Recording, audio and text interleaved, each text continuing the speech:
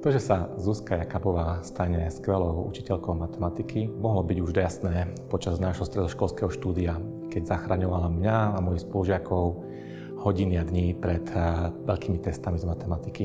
Dokázala nás nárazovo pripraviť na ťažké skúšky minimálne tak dobre ako naši učitelia. Si myslím, že je veľmi vtipná a že aj keď mám zlý deň v škole, tak mi ho vie stále zlepšiť. Tiež si myslím, že učenie matematiky je veľmi ťažké, tak aby tomu študenti porozumeli dobre a ona má túto schopnosť a dar vysvetľovať. Obdivujem na nej taktiež, že vie motivovať študentov s takým humorom a naozaj nás tak povzbudiť. Zuzka v sebe spája matematickú presnosť a ľudskosť. Učí žiakov, aby hľadali v úlohách logické súvislosti a neboli len ako stroje. Aj z najslabšieho žiaka dokáže vyťažiť jeho maximum. Pre mňa osobne je Zuzka synonymom otvorenosti a spolupráce. Je to profesionálka s nadhľadom, ktorá je vždy ochotná pomôcť a poradiť.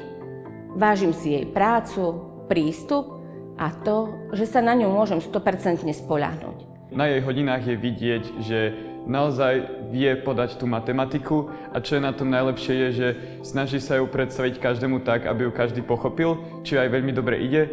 Taktiež, čo asi najviac oceňujem na tejto pani učiteľke je, že na takýto je ťažký predmet, ako s humorom ho berie a to je veľmi dôležité a myslím si, že je to super, že vlastne na tých hodinách panuje uvoľnená atmosféra, príjemná atmosféra. Je pre nás vzorom toho, že vie byť človek nad vecou bežných problémov, vie sa nad nimi pousmiať a nájsť možno ten správny odstup.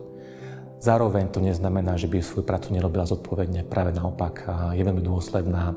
Zuzka dokáže sa vysporiadať s vrtochmi a pri výučbe malých detí, našich príjmankov, ale zároveň dokáže byť skvelou učiteľkou a maturantov, ktorých zodpovedne pripravuje na ich maturitné skúšky.